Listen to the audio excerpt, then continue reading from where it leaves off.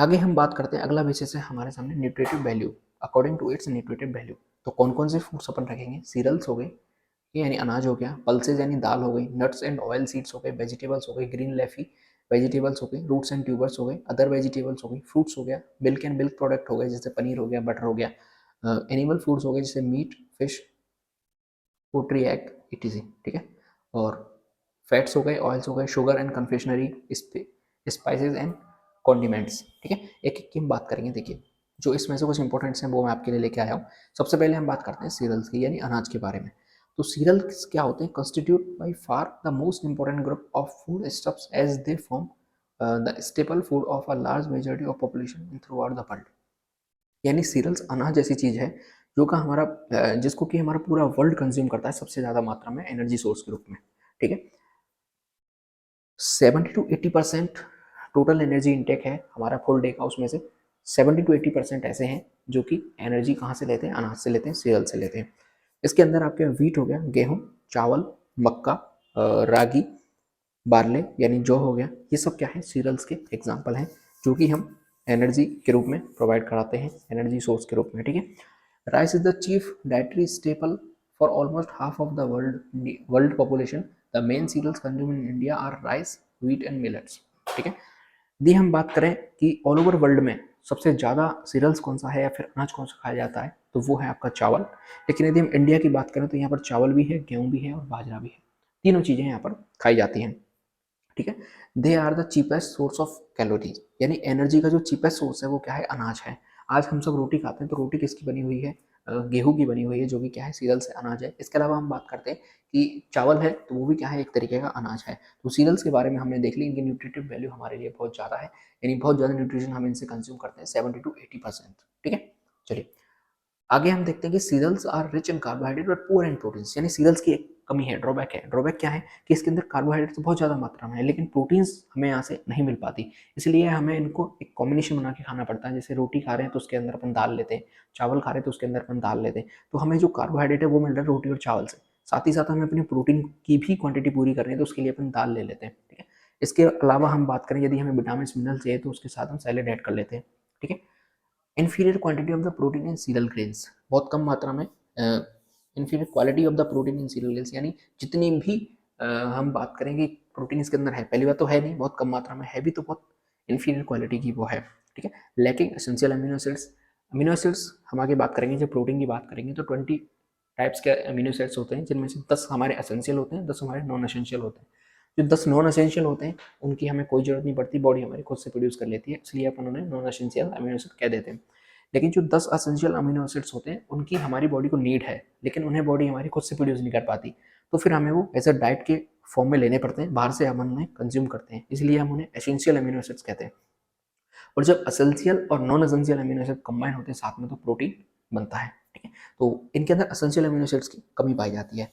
Lysine is amino acid which is deficient in wheat. Lysine जो कि 20 amino acids के अंदर से एक अमीनो एसिड है, ये व्हीट में नहीं पाया जाता या फिर इसकी कमी पाई जाती है चावल के अंदर, मक्के के अंदर। ठीक है, जबकि ट्रिप्टोफैन और threonine are also present in very small amount in corn and rice respectively. तो लाइसिन है ये बहुत कम मात्रा में पाया जाता है। ठीक है, साथ ही साथ ट्रिप्टोफैन और थ्रियोनिन, यानी 3 ऐसे अमीनो एसिड्स हैं जो कि इनके अंदर नहीं पाए जाते या फिर पाए जाते हैं तो बहुत कम मात्रा में पाए जाते हैं। यहाँ पे अनाज की बात हमारी खत्म हो जाती है। अब अपन प्रोटीन सोर्स की बात करते हैं तो सबसे पहले हम देखते हैं पल्सेस के बारे में, यानी दाल के बारे में। तो दाल क्या होता है, जो पल्सेस होते हैं इनके दाल होते हैं, ग्राम्स होते हैं। ठीक है, ये है रिच इन प्रोटीन, प्रोटीन इनके अंदर बहुत ज़्यादा मात्रा में, अबाउट 20 to 25% प्रोटीन इनके अंदर पाई जाती है। साथ ही साथ एक गुड सोर्स होते हैं किसके, विटामिन ए के, विटामिन डी के, विटामिन बी 12 के, विटामिन सी की जो दालें हैं वो गुड सोर्स होती हैं। ठीक है, pulses are very important in the Indian diet as source of protein because animal food are consume only in small amount. तो देखिए जो हमारे यहाँ पे इंडिया के अंदर यदि हम बात करते हैं तो मेजोरिटी जो है वो बहुत ज़्यादा क्या है, वेजिटेरियन लोग रहते हैं। ठीक है, तो वेजिटेरियन लोग हैं तो उनके लिए दाल बहुत ज़्यादा मायने रखती है एज अ प्रोटीन सोर्स के रूप में। आप भी देखते हैं जब अपन खाना खाते हैं तो उसके अंदर दाल जरूर होती है। ठीक है, अगर दोनों टाइम अगर नहीं बना पाते तो एक टाइम अपन दाल जरूर से कंज्यूम करते हैं। ठीक है, बहुत से लोग हैं जो एनिमल फूड कंज्यूम करते हैं लेकिन वो इतनी मात्रा में नहीं करते कि वो रेगुलर उसे कंज्यूम कर सकें, तो वहाँ से भी हमें जो प्रोटीन है वो पूरी नहीं मिल पाती। ठीक है, आगे हम बात करते हैं मिल्क एंड मिल्क से बने हुए प्रोडक्ट। तो मिल्क क्या है, milk is the best and most complete of all food. ठीक है, contain all the nutrient necessary for growth and development for young ones, यानी कि जितने भी कंटेंट्स हमें यंगस्टर्स के लिए चाहिए होते हैं वो सारे के सारे किसके अंदर पाए जाते हैं, मिल्क के अंदर पाए जाते हैं। फिर चाहे वो फैट्स हो गया, फिर चाहे वो प्रोटीन्स हो गए, फिर चाहे वो कार्बोहाइड्रेट हो गया, फिर चाहे विटामिन हो गए, फिर चाहे आपके मिनरल्स हो गए, वो सारे के सारे किसके अंदर मिलते हैं, मिल्क के अंदर हमें मिलते हैं।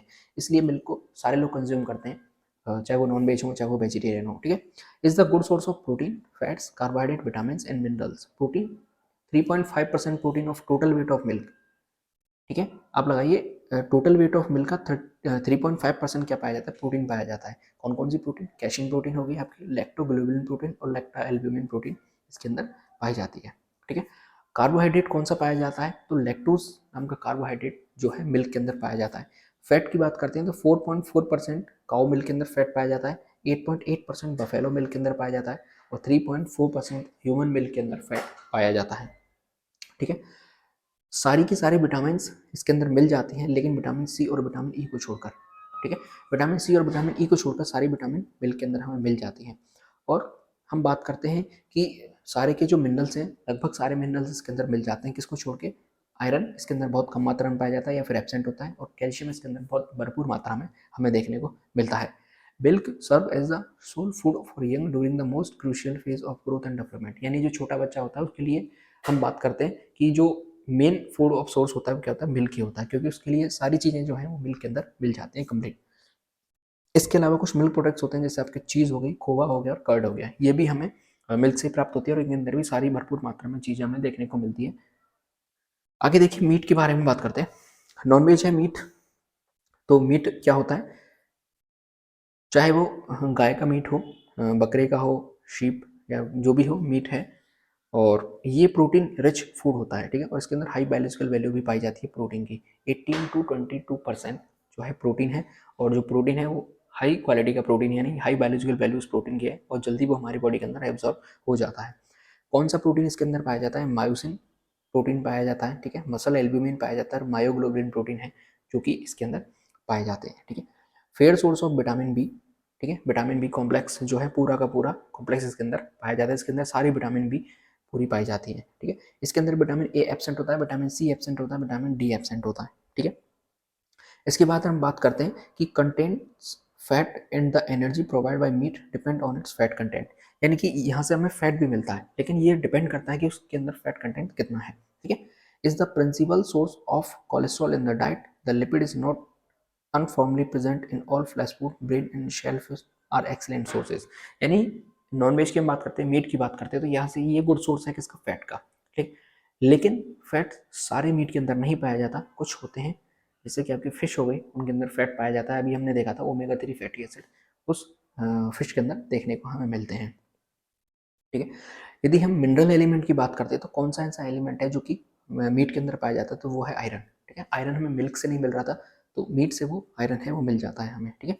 इसके अलावा इसके अंदर फास्फोरस भी रिच होता है, मात्रा में होता है, अच्छी मात्रा में होता है, सल्फर भी, पोटेशियम, ये भी इसके अंदर बहुत अच्छी मात्रा में हमें देखने को मिलते हैं। आगे हम बात करते हैं फैट्स एंड ऑयल्स के बारे में। तो फैट एंड ऑयल्स क्या होते हैं, फूड को कुक करने के काम आते हैं, ठीक है।